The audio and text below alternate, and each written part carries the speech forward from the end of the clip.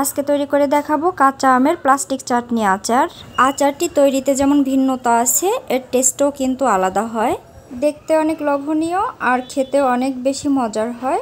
অতিথি আপ্যায়নেও এই চাটনিটি আপনারা তৈরি করে নিতে পারেন, যেটা খেয়ে সবাই কিন্তু অনেক বেশি প্রশংসা করবে। তৈরি করা খুবই সহজ আর একদম কম মশলায় আচারটি তৈরি করে নেওয়া যাবে। চলুন তাহলে পুরো রেসিপিটা একবার দেখে নেই। আচারটি তৈরি করতে এখানে আমি 1 কেজি পরিমাণ কাঁচা আম নিয়েছি আর আমটা খুব ভালোভাবে পরিষ্কার করে ধুয়ে খোসাটা ছাড়িয়ে নিয়েছি।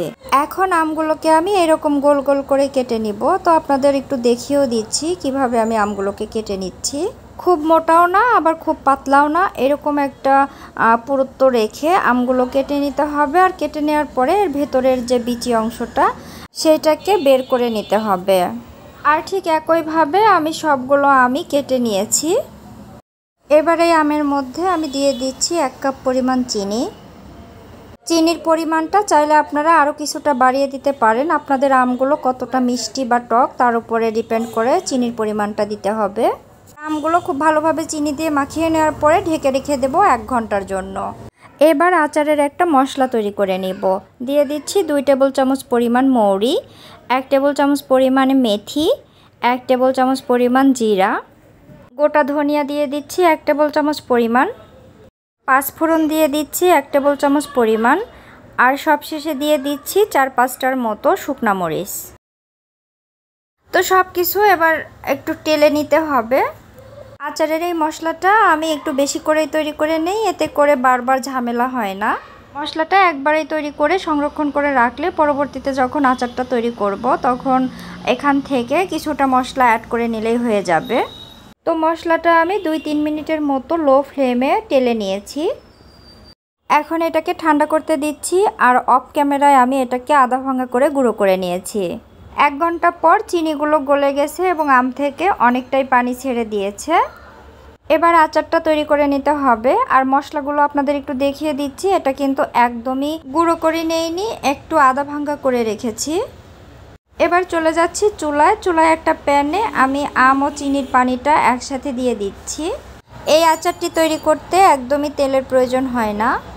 এবার এর মধ্যে দিয়ে দিচ্ছি 1/2 চা চামচ পরিমাণ হলুদের গুঁড়া আর 1/2 চা চামচ পরিমাণ মরিচের গুঁড়া। স্বাদ অনুযায়ী অ্যাড করে নিচ্ছি একটু বিট লবণ। এবার সব কিছু একসাথে একটু মিশিয়ে নিচ্ছি। হলুদ আর মরিচ দেওয়ার কারণে এর কালারটা অনেক বেশি সুন্দর আসবে। আর অবশ্যই নর্মাল লবণ না দিয়ে বিট লবণ দেওয়ার চেষ্টা করবেন, এতে করে এর টেস্টটা অনেক গুণ ভালো আসবে।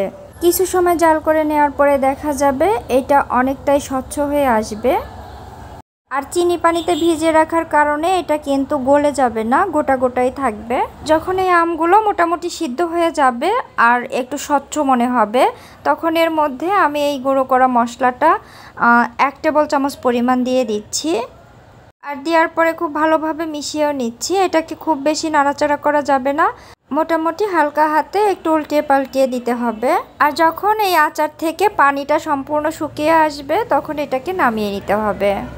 তো এই পর্যায়ে দেখতেই পাচ্ছেন এর মধ্যে অবশিষ্ট পানি নেই, মোটামুটি অনেকটাই শুকিয়ে এসেছে। এখন এটাকে আমি নামিয়ে নিচ্ছি আর নামানোর পরে আরও কিছুটা টাইট হয়ে আসবে। আর দেখতেই পাচ্ছেন আচারটা প্লাস্টিকের মতো কতটা স্বচ্ছ দেখাচ্ছে। আর এই আচারটা স্বচ্ছ হওয়ার কারণেই এর নাম প্লাস্টিক চাটনি আচার। এটা দেখতে যেমন লোভনীয় হয়, এটা খেতেও অনেক বেশি মজার। আশা করছি বাসায় একবার হলেও আচারটি তৈরি করে নেবেন। ছোট থেকে বড় প্রত্যেকে এটা অনেক বেশি পছন্দ করে। যেহেতু পানির স্পর্শ ছাড়াই আচারটি তৈরি করা হয়েছে, তাই এটা আপনারা অনেক দিন পর্যন্ত সংরক্ষণ করেও খেতে পারবেন। এছাড়াও মেহমানদারিতে এই আচারটি রাখতে পারেন, তারা কিন্তু অনেক বেশি পছন্দ করবে।